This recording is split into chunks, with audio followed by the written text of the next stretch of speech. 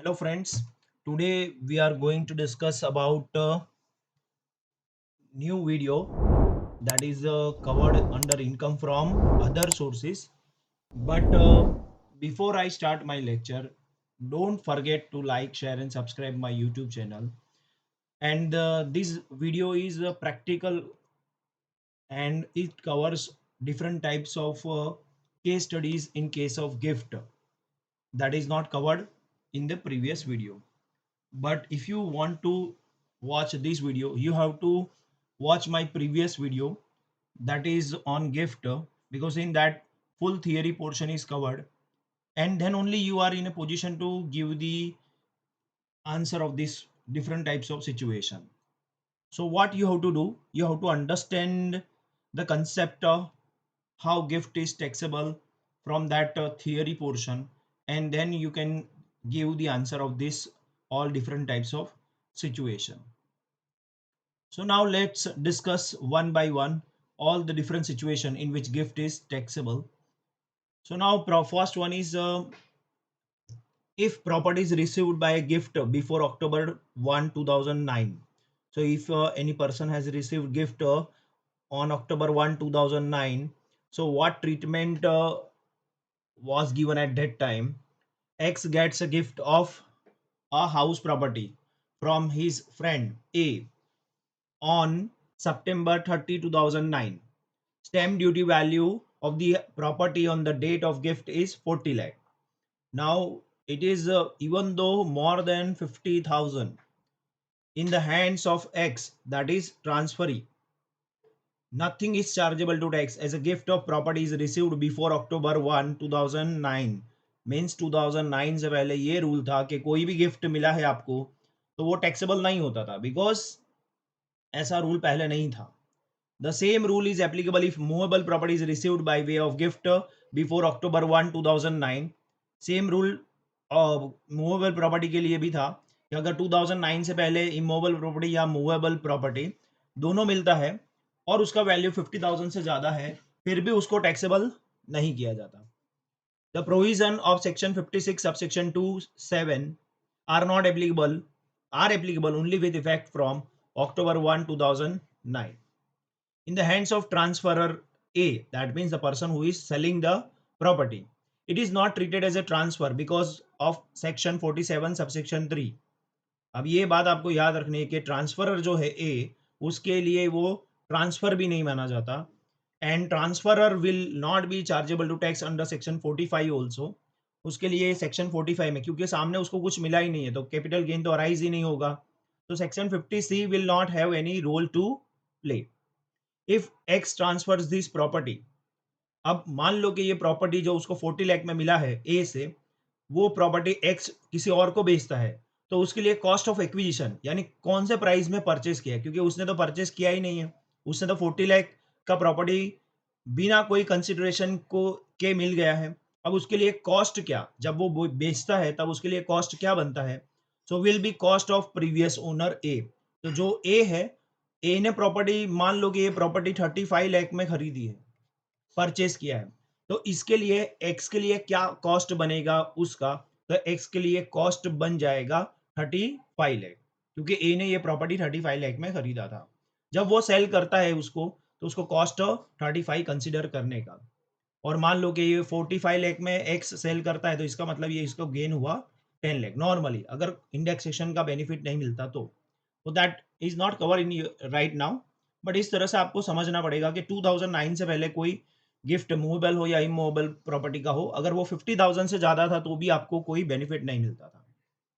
Now next one is immovable property received by gift on or after October 1, 2009, but stamp duty value is up to 50,000. Then in that case, what treatment should be given? So for that, we are taking another example. X gets a gift of a house property from his friend. It is not, friend is not a relative, and you know, if gift is received from relative, it is not taxable at all. So that is why friend is not covered under the definition of relative as per the Income Tax Act 1961. So उसको 10 अप्रैल 2022, that means in previous year, उसको ये gift मिला है 50,000 का. अब stamp duty value SDV of the property on the date of gift is 50,000.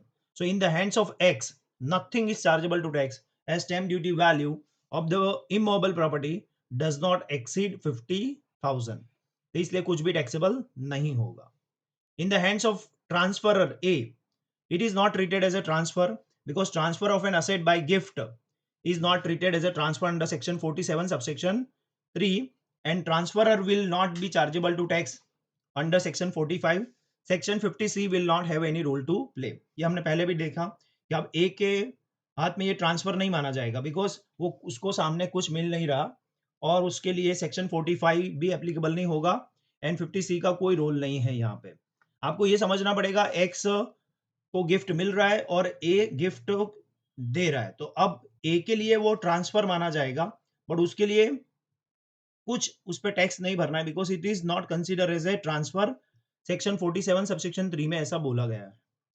And अगर यही same property x cell करता है तो उसके लिए कॉस्ट ऑफ एक्विजिशन क्या होगा कि ए ने जो जब ये प्रॉपर्टी परचेस किया था उस टाइम पे जो कॉस्ट ऑफ एक्विजिशन था जो जैसे मैंने आपको पहले सिचुएशन में समझा सेम टू सेम वही एप्लीकेबल हो जाता है. Now immovable property received as a capital asset by gift and stamp duty value is more than 50,000. अब यहाँ पे थोड़ा सिचुएशन चेंज हो गया कि जो स्टैम्प ड्यूटी वैल्यू है वो 50,000 से ज्यादा है. उस केस में क्या किया जाएगा? X gets a gift of house property from his friend. Now again friend, not relative. On May 2022, X is not a dealer in properties and the house property is received as a capital asset और वो as a capital asset मिला है. Now stamp duty value of the property on the date of gift is 45 lakh. तो पूरा 45 lakh का property without any consideration मिल गया है. अब ये प्रोविजन थोड़ा चेंज हो जाएगा बिकॉज गिफ्ट 2009 के बाद मिला है, 2022 में मिला है और उसका जो वैल्यू है वो 45 लाख है. अब एक्स को जो 45 लाख का प्रॉपर्टी विदाउट एनी कंसिडरेशन मिला है तो इन the hands of x ₹45 lakh will be taxable as a income under section 56 subsection 2 clause 10 under the head income from other source for the assessment year 23-24. तो ये 45 लाख एक्स के hand में पूरा का पूरा टैक्सेबल हो जाएगा और उस पे इनकम फ्रॉम अदर सोर्स में ये टैक्सेबल हो जाएगा. तो अब इस केस में आपको क्यों ऐसा चेंज आया? क्योंकि अब ऐसा रूल है कि अगर प्रॉपर्टी विदाउट एनी कंसिडरेशन मिलता है तो आपको सिंगल ट्रांजेक्शन देना पड़ता है और उसका वैल्यू अगर 50,000 से ज्यादा होता है तो पूरा का पूरा अमाउंट जो यहाँ पे जिसको गिफ्ट मिलता है उसके हाथ में टैक्सेबल हो जाता है. और कौन से हेड में टैक्सेबल होता है? इनकम फ्रॉम अदर सोर्सेस के हेड में टैक्सेबल हो जाता है और उस पे उसको टैक्स भरना पड़ता है. And in the hands of A यानी जो प्रॉपर्टी को गिफ्ट दे रहा है उसके हाथ में वो ट्रांसफर नहीं माना जाएगा बिकॉज वो हमने पहले ही देखा कि 47 सबसेक्शन 3 में वो कवर्ड नहीं होता, 45 एप्लीकेबल नहीं होता और 50C का कोई रोल नहीं होता. अब इस केस में थोड़ा चेंज आएगा. If X transfer this property, अब एक्स ने ये प्रॉपर्टी ट्रांसफर कर दिया तो 45 lakh will be taken as a cost of acquisition of this property in the hands of X. That means what? अब मान लो कि पहले दो सिचुएशन में क्या था कि प्रॉपर्टी का एक्स के लिए कॉस्ट क्या था? तो एक्स के लिए कॉस्ट ये था कि जो ए ने जब परचेस किया था उस टाइम पे जो कॉस्ट था वो कंसीडर किया जाता. और यहाँ पे क्या सिचुएशन है? ए ने परचेस किया वो कॉस्ट नहीं कंसीडर कर रहे हम. एक्स ने इस प्रॉपर्टी का कॉस्ट ऑफ एक्विजिशन क्या किया कि उसको कितने में गिफ्ट, कितने का वैल्यू था? SDV of the property is 45 lakh. तो वही कंसिडरेशन उसका कॉस्ट ऑफ एक्विजिशन माना जाएगा. अब मान लो कि एक्स यही प्रॉपर्टी को फर्दर ट्रांसफर करता है, सेल करता है 50 लाख में, तो इसका मतलब इसके लिए अब कितना बेनिफिट हुआ? तो 50 lakh minus 45 lakh that means 5 lakh का बेनिफिट हो गया. तो ये आपको ध्यान में रखना है. पहले कॉस्ट ऑफ एक्विजिशन क्या लिया जाता था कि ए ने जब परचेस किया था उस टाइम पे जो कॉस्ट था उसी को माना जाता है. और यहाँ पे अब क्या कॉस्ट ऑफ एक्विजिशन माना जाता है कि जो इसको गिफ्ट मिला है तो गिफ्ट का जो स्टैम्प ड्यूटी वैल्यू है उसी को कॉस्ट ऑफ एक्विजिशन माना जाता है. ये थोड़ा चेंज है. अब immovable property received as a capital asset by gift, X is a salaried employee.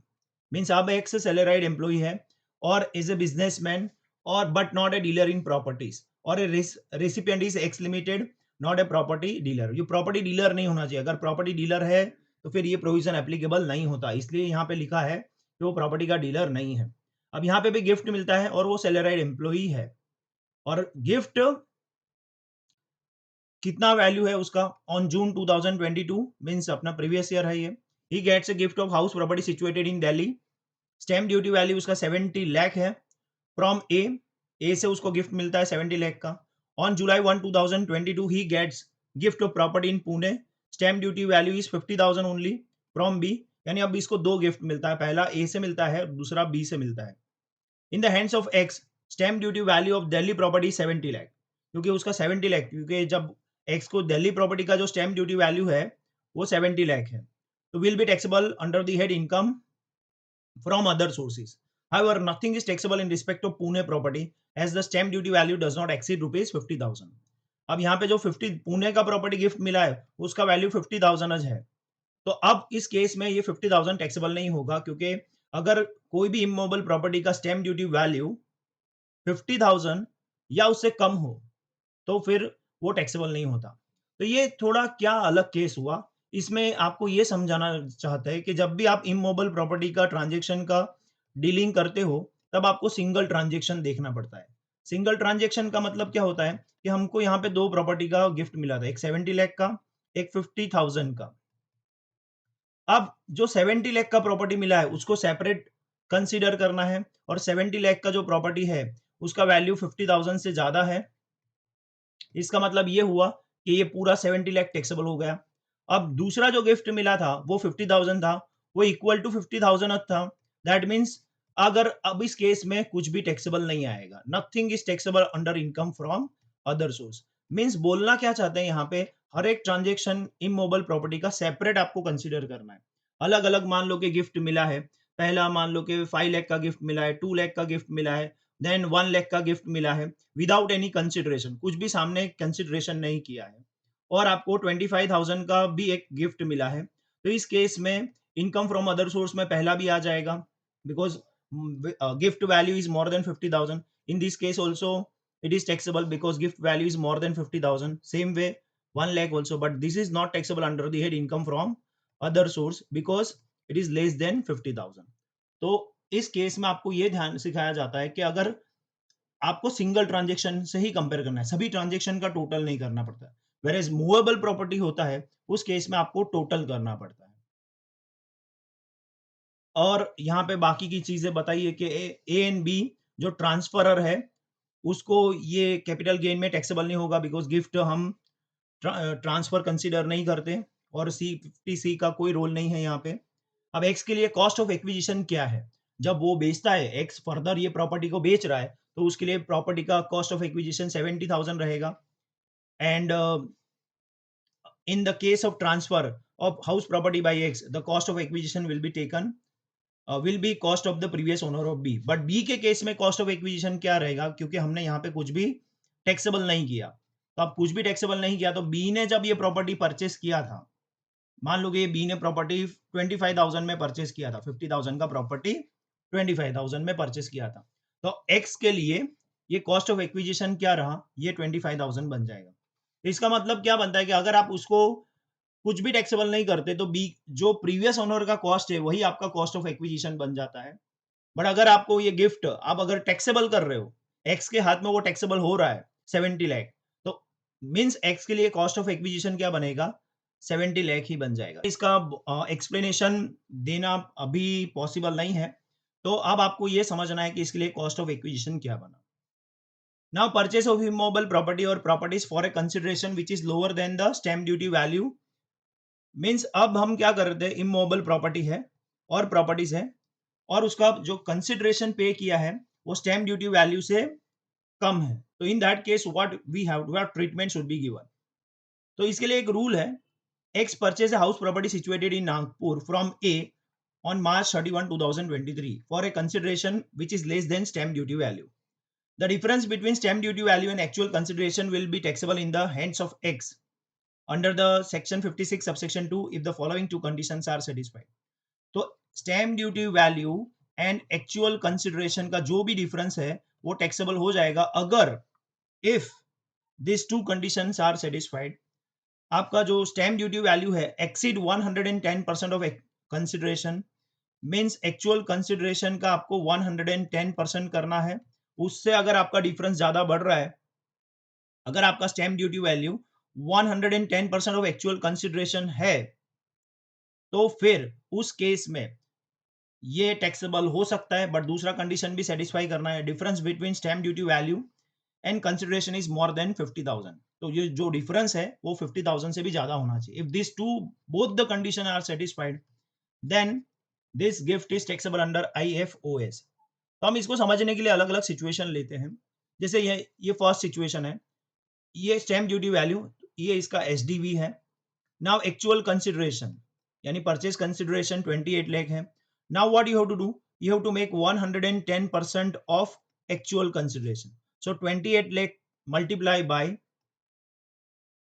110% करोगे तो आपको कितना वैल्यू मिलेगा, 30,80,000 ये वैल्यू मिल जाएगा। अब आपको क्या कंपेयर करना है, अब चेक करना है कि यार स्टैम्प ड्यूटी वैल्यू जो है वो आपको 30,80,000 से ज्यादा है, ये 32 लाख है और ये 30,80,000 है।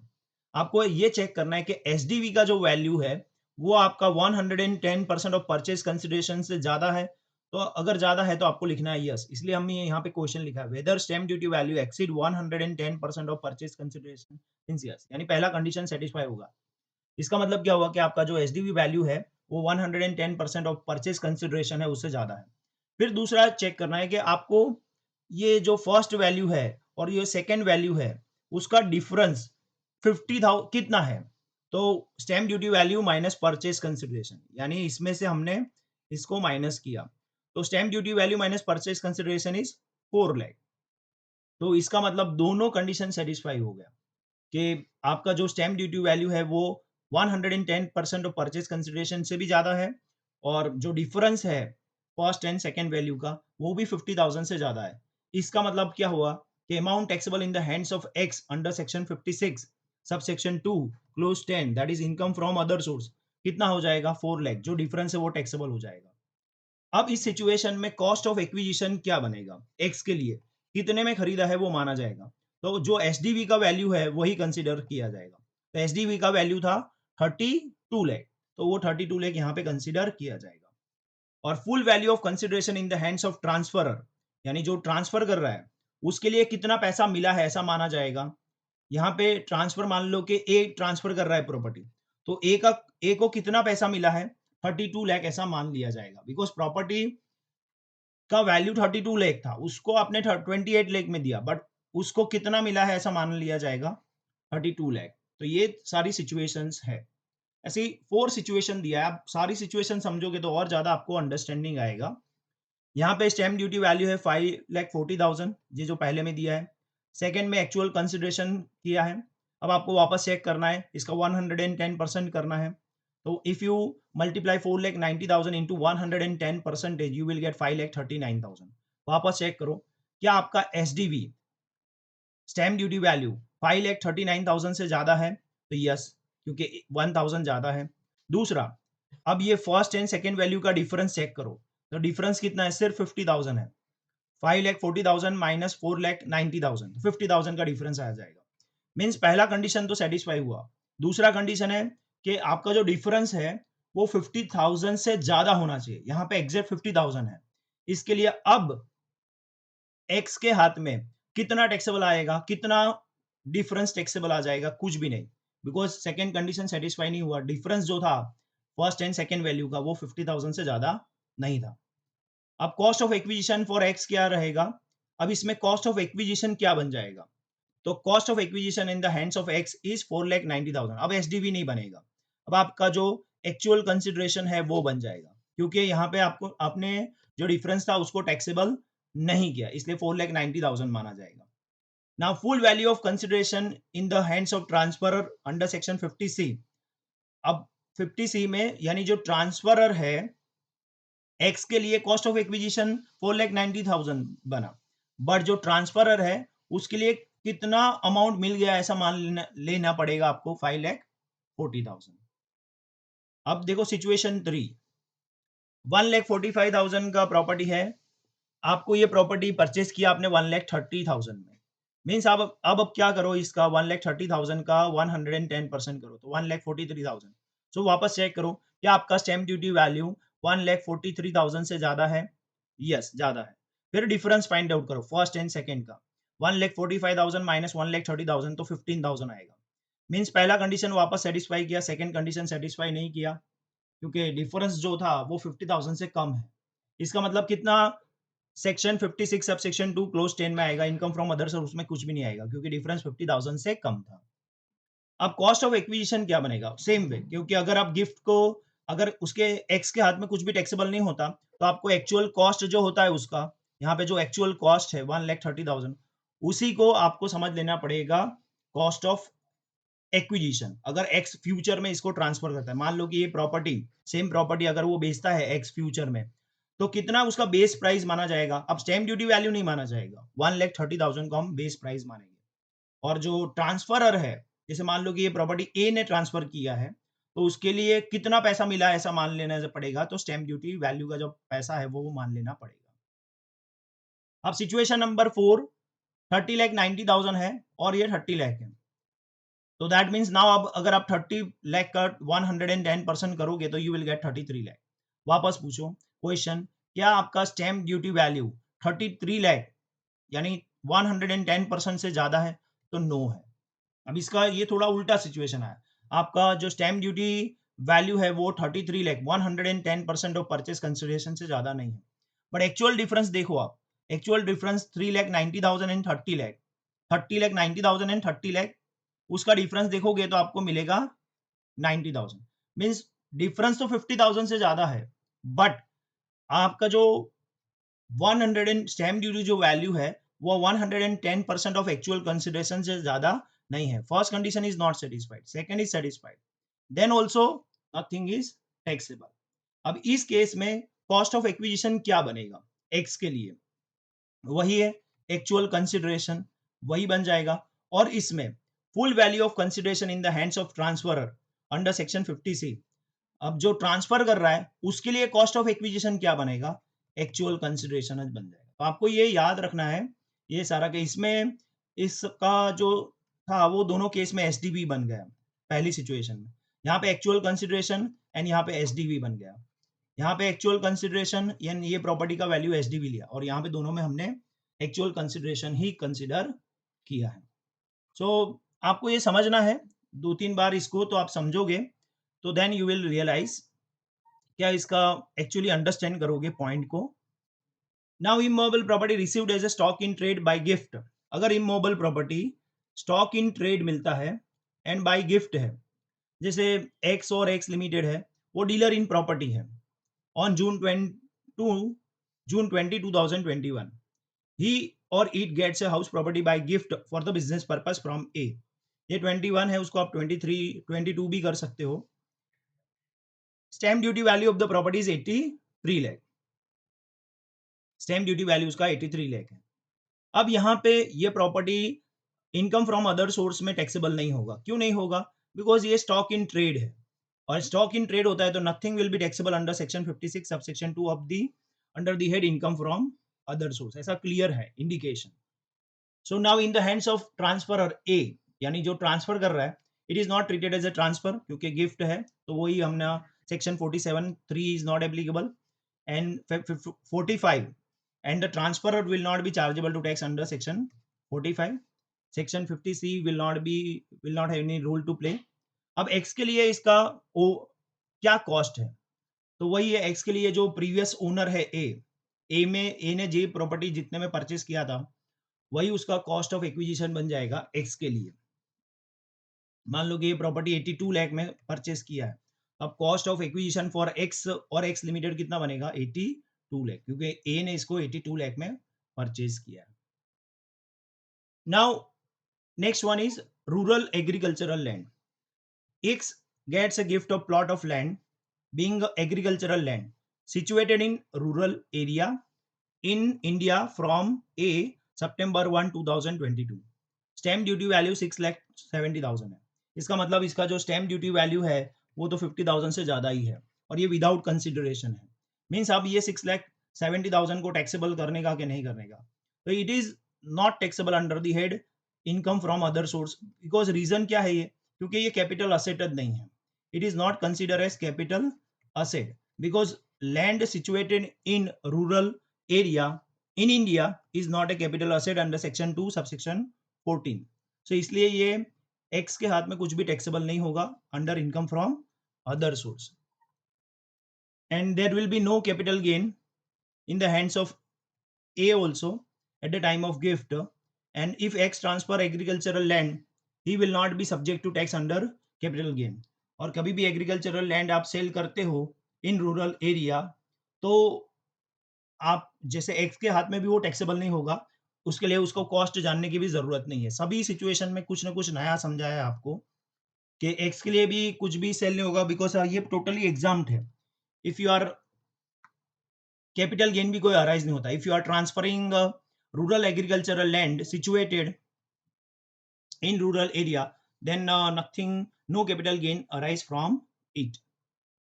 Now next one, motor car is received by gift. तो आपको देखो सितंबर 2022 को एक्स को गिफ्ट मिला है motor car from A. Fair market value FMV is 2,10,000। अब यहाँ पे भी डिफरेंस देखो तो आपको ये मूवेबल प्रॉपर्टी है और ये मोटर कार जो है उसका वैल्यू जो है 50,000 से ज्यादा है।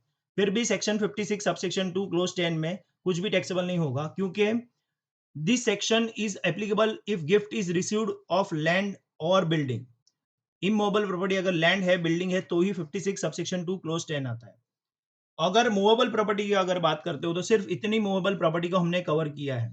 पहला है shares and securities, then jewellery, archaeological collection, drawing, painting, sculpture, any work of art, bullion और virtual digital asset is received by way of gift or purchase for consideration which is lesser than the market value.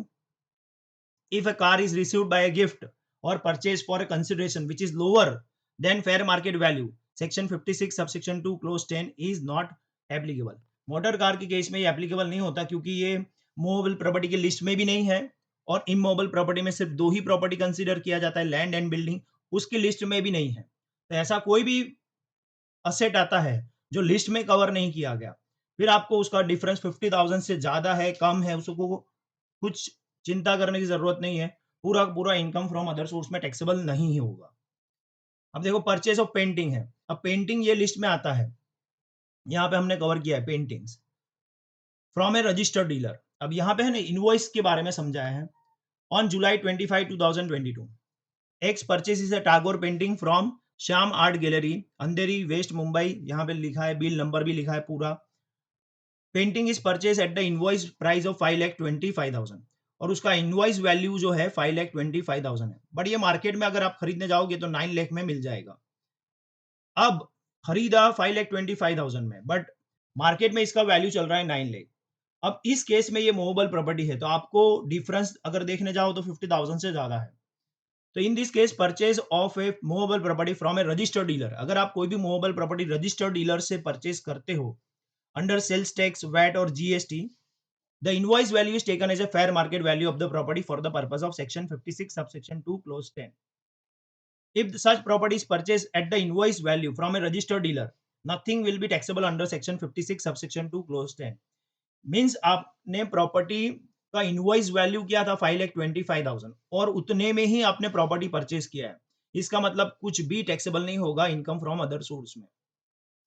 And ये सारी और भी capital asset में applicable है। X purchase the painting for 5,25,000, he will not be chargeable under section 56 subsection 2 clause 10 even if it is possible to sell the same property in the market for rupees 9 lakh। 9 lakh में ये आप cell कर सकते हो, but फिर भी आपको 5,25,000 ही consider करना है। इसमें आपको डिफरेंस चेक नहीं करना है बिकॉज आपने इनवॉइस वैल्यू पे वो पेंटिंग खरीदी है। The same rule is applicable if the property if the other property like jewelry, archaeological collection, drawings, sculpture, etc.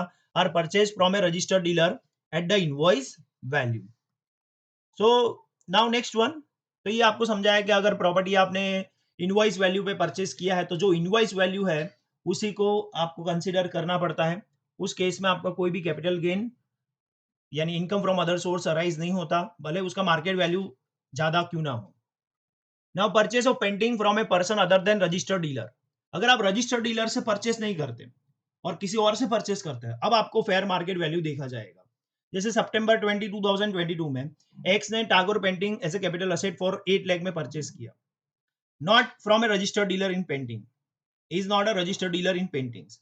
The fair market value is 11 lakh, जबकि फेयर मार्केट वैल्यू 11 लाख है और ये कोई इनवॉइस वैल्यू नहीं है। 8 लाख इनवॉइस वैल्यू नहीं था, but वो 11 लाख में अवेलेबल था, and it can be easily sold in market for 11 lakh. The difference of 3 lakh, now 8 lakh में परचेस किया बट उसका फेयर मार्केट वैल्यू 11 लाख है, और जब परचेस किया था तो आपने रजिस्टर्ड डीलर के पास से परचेस नहीं किया था और आपके पास इनवॉइस वैल्यू नहीं था इसका, ऐसे ही आपने परचेस किया, तो इस केस में जो 3 लाख का डिफरेंस है वो इनकम फ्रॉम अदर सोर्स में टैक्सेबल हो जाएगा। अगर यही प्रॉपर्टी मान लो कि एक्स ट्रांसफर करता है बाद में लेटर ऑन, तो उसका कॉस्ट ऑफ एक्विजिशन क्या रहेगा कैपिटल गेन कैलकुलेट करने के लिए? 11 लाख, क्योंकि आपने गिफ्ट को, यानी इन शॉर्ट इतना समझो आप कि जब भी आप डिफरेंस को टैक्सेबल करते हो ना, तो जो उसका फेयर मार्केट वैल्यू होता है, जो नया वैल्यू होता है, वही आपका कॉस्ट ऑफ एक्विजिशन बन जाता है। बट अगर आप डिफरेंस को टैक्सेबल नहीं करते तो फिर 8 लाख यानी पुराना वैल्यू आपका कॉस्ट ऑफ एक्विजिशन बन जाता है। इन the hands of A for the purpose of calculating capital gains, the full value of consideration will be rupees 8 lakh. Section 56 is not applicable in case of such movable properties. जब ए इसको इन the hands of A for the purpose of calculating capital gains, जब ए इसको transfer करता है तो उसका जो 8 lakh full value था वही उसके लिए एप्लीकेबल हो जाएगा। तो इस तरह से इसको समझाया कि अगर आप प्रॉपर्टी रजिस्टर्ड डीलर से नहीं परचेस करते, जिसका इनवॉइस वैल्यू नहीं दिया गया बट फेयर मार्केट वैल्यू उसका ज्यादा था, तो उस केस में जो डिफरेंस होता है अगर वो 50,000 से ज्यादा है तो उसको टैक्सेबल किया जाता है। Painting jewellery received by gift और purchase for inadequate consideration, X gives the following information about movable properties being a capital asset. अब देखो यहाँ पे एक दो अलग अलग सिचुएशन दिया है कि आपको गोल्ड चेन वो कवर होता है प्रॉपर्टी के लिस्ट में मूवेबल प्रॉपर्टी में। इन पेंटिंग ये दो गिफ्ट मिला है एक्स को, एक ए से मिला है एक बी से मिला है, and both are friend. Now यहाँ पे वैल्यू है 32,000 और 18,000। इसमें आपको क्या समझाया जाता है पता है? जब भी आप मूवेबल प्रॉपर्टी का गिफ्ट मिलता है ना पूरे साल में, तो आपको पहले टोटल करना पड़ता है, और टोटल कितना है? 50,000। अब इसका मतलब ये 50,000 हुआ, वो परचेस प्राइस आपको, आपने इसको परचेस नहीं किया है तो परचेस प्राइस क्या हो गया? नील। अब आप इसका डिफरेंस देखो, 50,000 माइनस नील तो कितना आ जाएगा आपका? 50,000। और 50,000 है इसलिए अगर डिफरेंस 50,000 से या उससे कम है, 50,000 या उससे कम है, तो कुछ भी टैक्सेबल नहीं आएगा। तो ये पहले सिचुएशन में समझा है। बट यहाँ मान लो कि यहाँ पे मैं 32,001 रुपीज कर देता हूँ, इसका कॉस्ट हो जाएगा 50,001। अब आप डिफरेंस देखो तो डिफरेंस हो जाएगा 50,001 रुपीज। इसका मतलब ये हो जाएगा पूरा का पूरा 50,001 रुपीज टैक्सेबल हो जाएगा under income from other source. यहाँ पे ये समझाया है। Now purchase for inadequate consideration. अब आपने दूसरा एक है कि परचेस किया है, मान लो कि सेम इमूवेबल प्रॉपर्टी आपने परचेस किया है, तो 1 लाख का प्रॉपर्टी था और गोल्ड रिंग था 85,000, टोटल मिलाओगे तो 1,85,000 आएगा। बट इसका एक्चुअल कॉस्ट था 90,000, इसका एक्चुअल कॉस्ट था 45,000। अब 90,000 एंड 45,000 टोटल करोगे तो 1,35,000 आएगा। इसमें से ये माइनस करोगे तो 50,000 आ जाएगा। तो यहाँ पे भी डिफरेंस देखो आपका 50,000 या उससे कम है, तो इसका मतलब ये हो जाएगा कि इनकम फ्रॉम अदर सोर्स में कुछ भी टैक्सेबल नहीं आएगा। बट अगर मान लो कि यहाँ पे भी मैं अमाउंट थोड़ा बढ़ा देता हूँ, 85,001 रुपीज कर देता हूँ, तो यहाँ पे 85,001 आ जाएगा, 1,85,001, और आपका जो डिफरेंस है वो ज्यादा हो जाएगा। तो इस केस में वो डिफरेंस क्या हो जाएगा? टैक्सेबल हो जाएगा, पूरा का पूरा अमाउंट टैक्सेबल हो जाएगा। यहाँ पे आपको ये समझाया गया है। नाउ नेक्स्ट वन,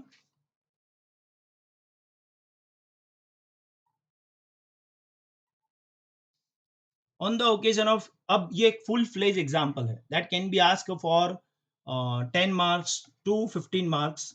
ये पूरा पूरा एग्जाम में आपको आ सकता है 10 टू 15 मार्क्स में, और अलग अलग सिचुएशन गिफ्ट में क्रिएट किया है, तो आप उसको समझ सकते हो। हम उसको सॉल्व करते हैं। On the occasion of marriage of x, he gets a 2,90,000 as a gift on April 1 to 2022, out of which 2 lakh is received from friends of X and Mrs. X and remaining amount is received from close relative of X and Mrs. X. तो यहाँ पे important क्या है कि gift is received on marriage of X. This is important point. Now whatever it is a rule in gift that if a gift is received on the occasion of marriage, then whatever gift received, that is not taxable. So 2,90,000 in first case is not taxable under the head income from other source.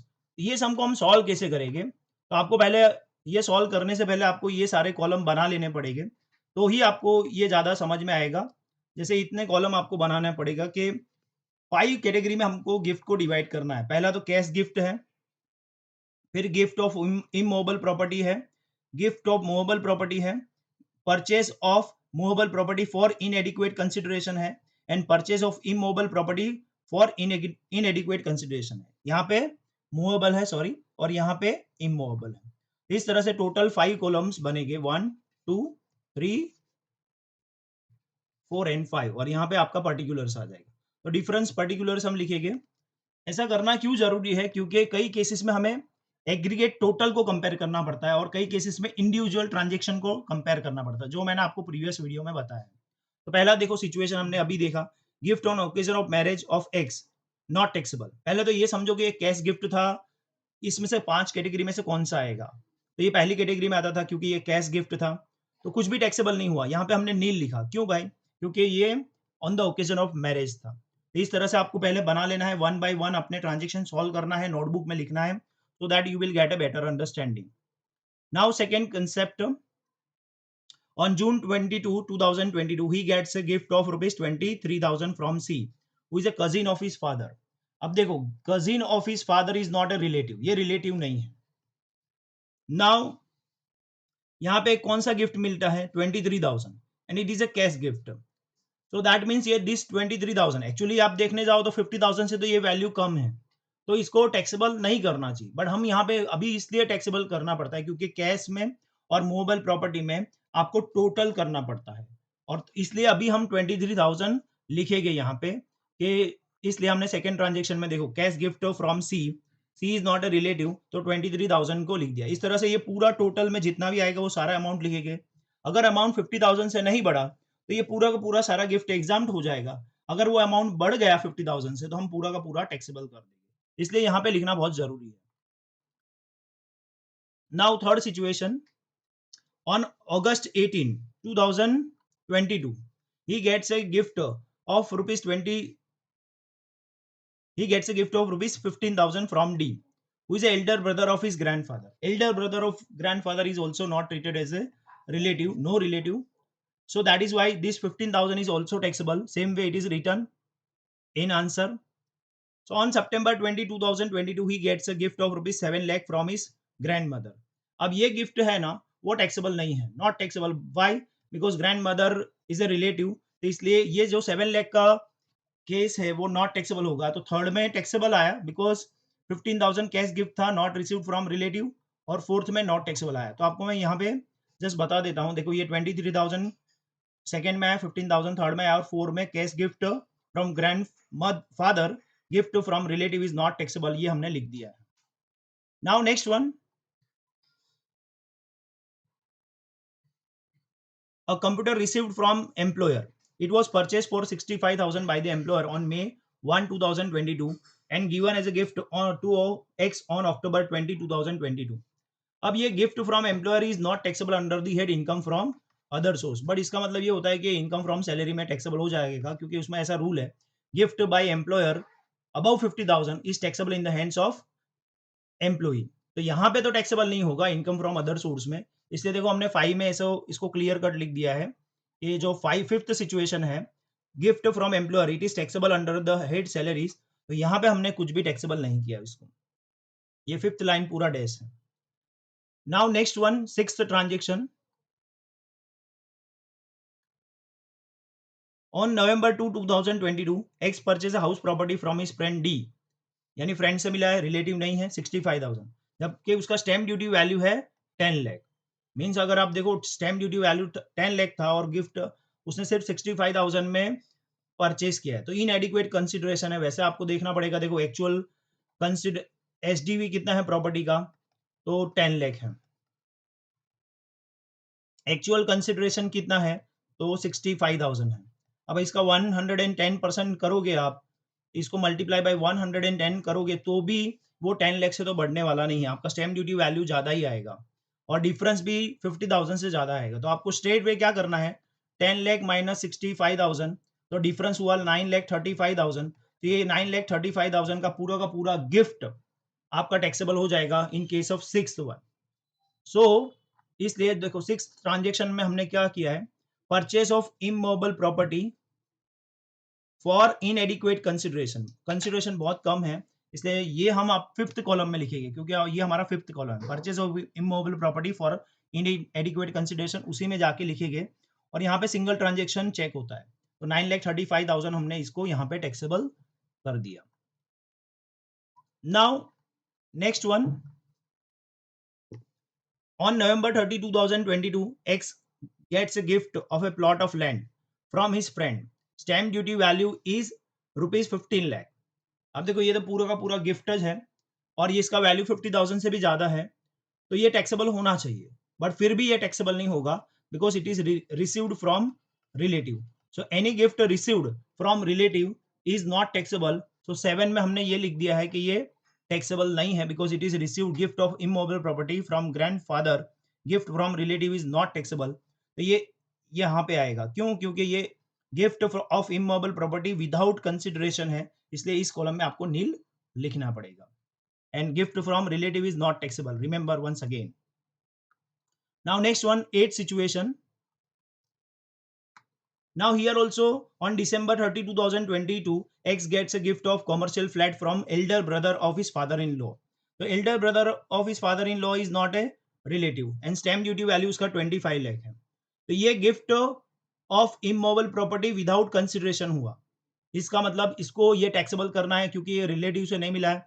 तो 8 number की जो situation है आपको उसमें ये taxable कर देना है। सेकेंड कॉलम में gift of commercial property Elder brother of father in law is not relative, इसलिए ये सेकेंड कॉलम का टाइटल क्या था, gift of immovable property without consideration, और डिफरेंस जो था यानी जो अमाउंट था वो 50,000 से ज्यादा है, इसलिए पूरा का पूरा अमाउंट हमने यहाँ पे टैक्सेबल कर दिया है। Ninth one, on January 6, 2023, he gets a gift of 2 lakh, cash gift of 25,000 and gift of work of art whose market value is 1,75,000 from a notified public charitable institution. और यहाँ पे एक ये पॉइंट है कि if you receive any gift from notified charitable public charitable institution, then यहाँ पे आपको जो भी गिफ्ट मिला है उसको टैक्सेबल नहीं करना। ये अभी डिफरेंस तो 50,000 से कम ही है, बट हम मूवेबल प्रॉपर्टी में भी ऑल ट्रांजेक्शन देखते हैं, तो आपको एक्चुअली अगर ये टैक्सेबल होता, अगर ये नोटिफाइड पब्लिक चैरिटेबल इंस्टीट्यूशन से नहीं मिलता तो आपको ये अभी तो लिखना पड़ता ये 25,000, बट यहाँ पे ये टैक्सेबल नहीं होगा बिकॉज ऐसा रूल है कि if you received any gift from notified public charitable institution then nothing is taxable in the hands of recipient. So that is why this 25,000 is not taxable. So in case of 9, we have received gift from notified public charitable institution, not taxable. यहाँ पे एक cash gift होता तो उसमें आ जाता, क्योंकि cash gift भी है एंड एक गिफ्ट ऑफ मूवेबल प्रॉपर्टी है, क्योंकि उसमें दो तरह के गिफ्ट इन्वॉल्व है, एक कैश गिफ्ट है एंड दूसरा है जैसे कैश गिफ्ट 25,000 का है और 1,75,000 का मूवेबल प्रॉपर्टी है। ये दोनों का दोनों आपका टैक्सेबल हो जाता, क्योंकि ये अभी तो 25,000 है और मूवेबल प्रॉपर्टी का तो वैल्यू 50,000 से वैसे भी ज्यादा है, तो भी टैक्सेबल हो जाता, और हमने उसको टैक्सेबल नहीं किया क्योंकि दोनों जो वैल्यू दोनों है वो कहां से मिला है, नोटिफाइड पब्लिक चैरिटेबल इंस्टीट्यूशन से। X received on January 11, 2023 a house property under a will। अब यहाँ पे भी देखो अंडर ए विल मीन्स कुछ भी चीज अंडर ए विल मिलता है यानी वसीयत में मिलता है, the stamp duty value is 15,40,000। अब यहाँ पे भी देखो आपका जो स्टैम्प ड्यूटी वैल्यू है तो 50,000 से ज्यादा है, फिर भी कुछ भी टैक्सेबल नहीं हो जाएगा क्योंकि वो अंडर ए विल मिला है। तो डायरेक्टली आपको immovable property received without consideration में नील लिख देना है, गिफ्ट अंडर ए विल यहाँ पे लिखा है देखो 10 नंबर का ट्रांजेक्शन, नथिंग इज टैक्सेबल, तो इस तरह से ही आपको यहाँ पे लिखना है। Now 11, on January 20, 2023, he gets a wrist watch by gift, fair market value is 40,000 from his friend। अब इस केस में भी अभी हमको कुछ नहीं करना है, बिकॉज हमारा जो मूवेबल प्रॉपर्टी की लिस्ट है उसमें रिस्ट वॉच नहीं आता। अब उसका फेयर मार्केट वैल्यू 40,000 है, फिर भी हम कुछ नहीं लिखेंगे because it is wrist watch, and wrist watch is not covered because movable property की लिस्ट में archaeological collection, painting, drawing, sculpture, any work of art, any digital asset, तो वो सब आता है, इसलिए ये रिस्ट वॉच नहीं आता। इसलिए हमने 11 में मूवेबल प्रॉपर्टी विदाउट कंसिडरेशन में gift of movable property without consideration में कुछ भी नहीं लिखा। तो देखो यहाँ पे लिखा है gift of wrist watch, wrist watch is not property of the for the purpose of section 56 subsection 2 clause 10 and not taxable, तो यहाँ पे आ जाएगा nil. Now next one, 10th transaction, sorry 12th transaction, on January 25 2023 he purchases a work of art for rupees 16 lakh. अब purchase of work of art from 16 lakh from an exhibition in New York. Fair market value of the work of art on the date of purchase is 70 lakh. अब यहाँ पे fair market value दिया है 17 लाख, जबकि आपने purchase किया है 16 लाख में। इसका मतलब है मूवेबल प्रॉपर्टी परचेस किया है विदाउट विथ इनएडिक्वेट कंसिडरेशन। जो कंसिडरेशन है वो कितना है, इनएडिक्वेट है। और कितना डिफरेंस है यहाँ पे, तो डिफरेंस देखने जाओगे आप तो 1 लाख का डिफरेंस है। ये 1 लाख का जो डिफरेंस है वो आपका टैक्सेबल हो जाएगा। तो यहाँ पे आपको ये लिखना है 12th नंबर के ट्रांजेक्शन में, purchase of work of art for inadequate consideration, जो 1 लाख का डिफरेंस है वो फोर्थ कॉलम में आएगा, बिकॉज फोर्थ कॉलम है आपका movable property purchase with इनएडिक्वेट consideration. Now 13 number, on February 1 2023 he purchased a commercial property for rupees 16 lakh, जबकि उसका स्टैम्प ड्यूटी वैल्यू है 16,75,000। यहाँ पे भी इंडिविजुअल डिफरेंस देखना है, सिंगल ट्रांजेक्शन ही देखना है। 16 लाख एंड 16,75,000, डिफरेंस कितना आया, 75,000 का आया, और ये कोई रिलेटिव से नहीं मिला, कुछ भी नहीं किया, कॉमर्शियल प्रॉपर्टी है, तो इसके लिए 75,000 आपका टैक्सेबल हो जाएगा। और ये परचेस, अब आपको बट नहीं, यहाँ पे हमको क्या करना है, आपको एक्चुअली देखना है, आपको ये तीन चीज से कंपेयर करना है। पहले आपका डिफरेंस कितना है, 75,000, मीन्स ये 50,000 से तो ज्यादा हुआ, इसका मतलब फर्स्ट कंडीशन तो इसने सेटिस्फाई किया। अब आपको एक दूसरा कंडीशन भी चेक करना पड़ेगा कि इसका जो 16 लाख है उसका आपको 110% करना पड़ेगा, तो 1,76,000 आएगा। तो अब आपको क्या चेक करना है कि जो आपका जो स्टैम्प ड्यूटी वैल्यू है 16,70,000, वो आपका जो एक्चुअल 110% ऑफ एक्चुअल कंसिडरेशन है तो उससे ज्यादा है कि नहीं है। तो आपको यहाँ पे देखो 16 लाख है, और 16 लाख में आपको 110% ऐड करोगे इसका, यानी 10% ऐड करोगे इसमें, तो ये वैल्यू कितना आएगा, 17,60,000 आएगा। अब आप देखो 13 के कंपैरिजन में क्या लिखा है, देखो purchase of immobile property for inadequate consideration as the difference between stamp duty value and purchase price exceed rupees 50,000, 50,000 से तो बढ़ गया क्योंकि डिफरेंस 75,000 था, बट स्टैम्प ड्यूटी वैल्यू यानी जो एसडीवी का वैल्यू था, आपका एसडीवी का वैल्यू कितना था, आपको मैं बता दूं वापस एक बार क्योंकि ये समझना वापस जरूरी है कि एसडीवी का वैल्यू था आपका 16,75,000, 16,75,000 था, जबकि 110% ऑफ एक्चुअल कंसिडरेशन करोगे तो 110 मल्टीप्लाई बाई 16 लाख करोगे तो आपको मिलेगा 17,60,000। और ये 17,60,000, अब आप चेक करो कि क्या ये आपका एसडीवी का वैल्यू है वो 17,60,000 से ज्यादा था, तो नहीं था, नो। तो दैट इज वाई ये purchase of immovable property with इनएडिक्वेट consideration वो वाला पॉइंट सेटिस्फाई नहीं करता, इसलिए यहाँ पे क्या आ जाएगा, नील आ जाएगा। ये पहले 105% था, बट अब ये 110% हो चुका है, इसलिए आपको परचेस ऑफ इमोबल प्रॉपर्टी में कुछ भी टैक्सेबल नहीं करना है। Now on February 5, 2023 he gets a birthday gift of a gold chain और फेयर मार्केट वैल्यू 11,000 है फ्रॉम हिज फ्रेंड, तो एक्चुअली तो इसका वैल्यू 50,000 से कम है, रिलेटिव से नहीं मिला है, और गोल्ड चेन है, तो गोल्ड चेन अपने कैपिटल असेट में यानी गिफ्ट के प्रोविजन में मूवेबल प्रॉपर्टी की लिस्ट में भी आता है, वैल्यू उसका 50,000 से कम है, तो ये नॉर्मली इसको नॉट टैक्सेबल करेगी, बट अभी फेयर मूवेबल प्रॉपर्टी में हम टोटल चेक करते हैं, इसलिए अभी इसको टैक्सेबल करेंगे। तो 11,000 आपको स्ट्रेट वे लिख देना है gift of gold chain from A friend 11,000 gift of movable property के लिस्ट में आ जाएगा अभी ये। अब next one, on February 10, 2023, X gets by way of gift a plot of land in Pune from a partnership firm. The partnership firm has only two partners, father of X and Mrs. X.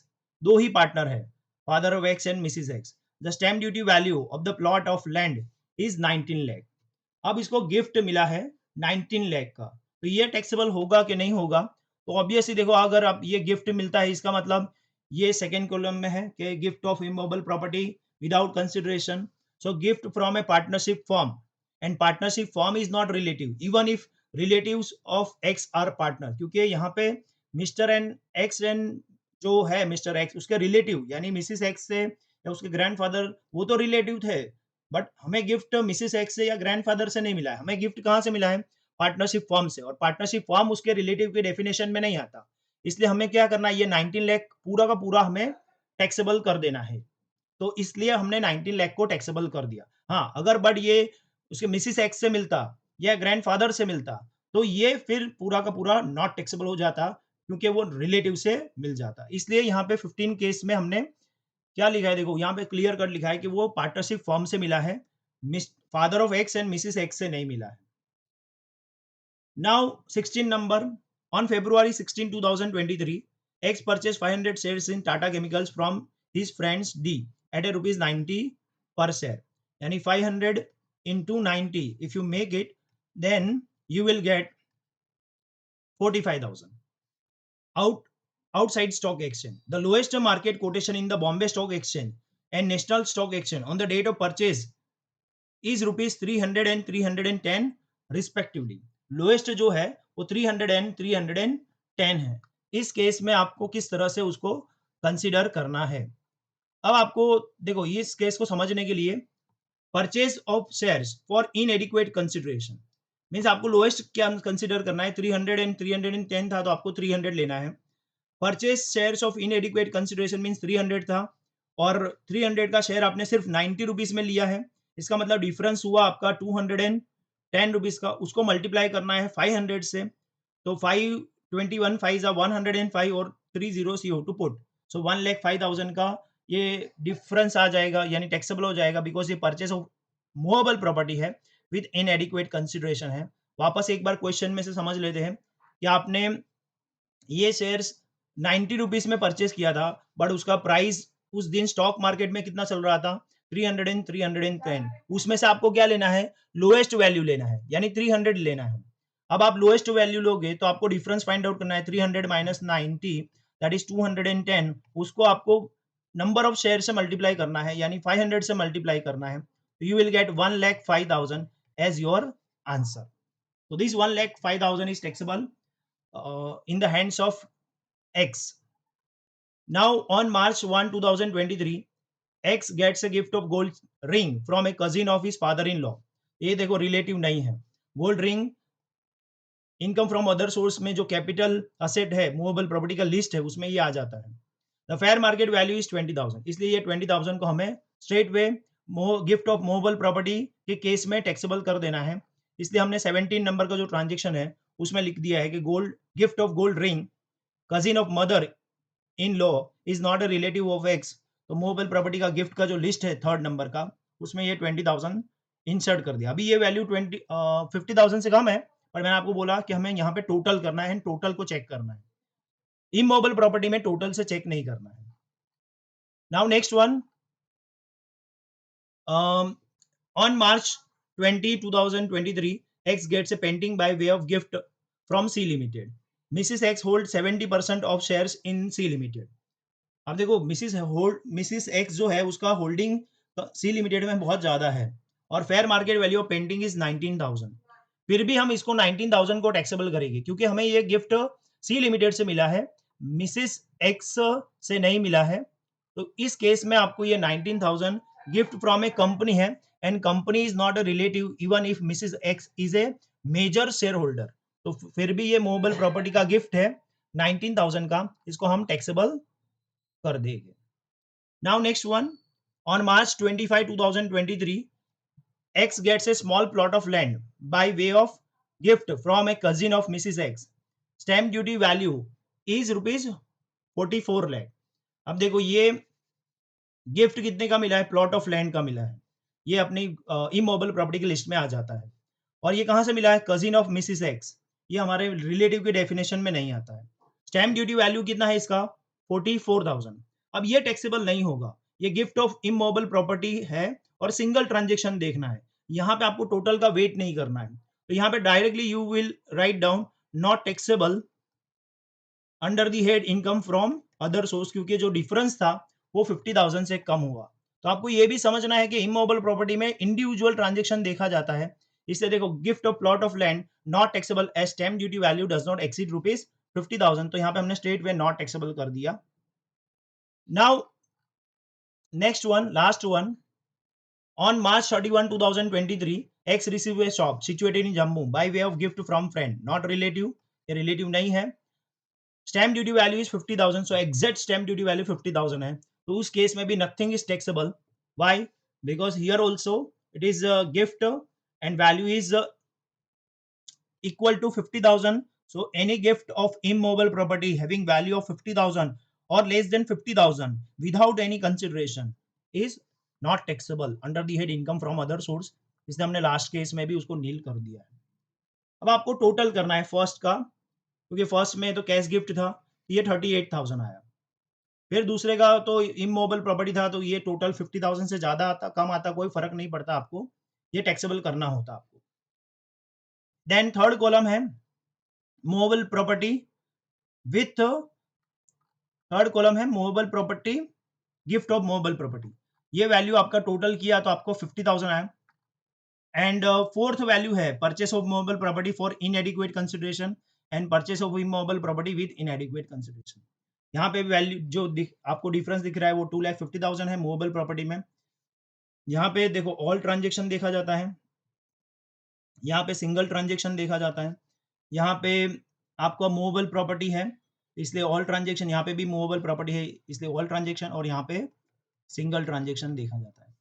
अब आप देखो पहला वाला gift, cash gift not taxable as aggregate value, aggregate amount of cash gift does not exceed 50,000। आपने पहले उसको taxable किया, but total आपका जो आया वो 38,000 आज आया, इसलिए यहाँ पे हमने कुछ भी टैक्सेबल नहीं किया। गिफ्ट ऑफ इमोबल प्रॉपर्टीज, अब दूसरे में तो इमोबल प्रॉपर्टी में तो सिंगल ट्रांजेक्शन ही देखा जाता था, हमने यहाँ पे सिंगल ट्रांजेक्शन ही देखा था और वो पूरा का पूरा 44 लाख टैक्सेबल हो गया।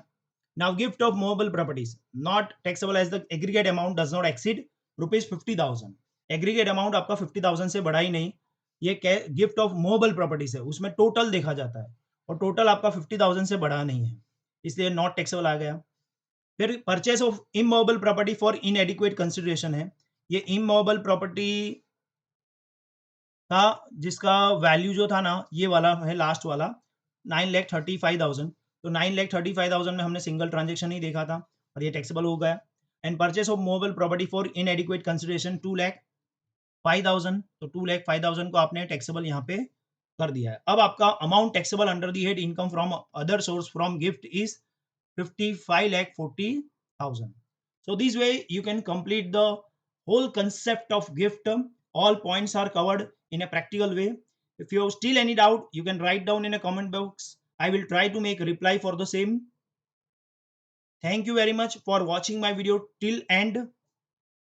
Have a nice day.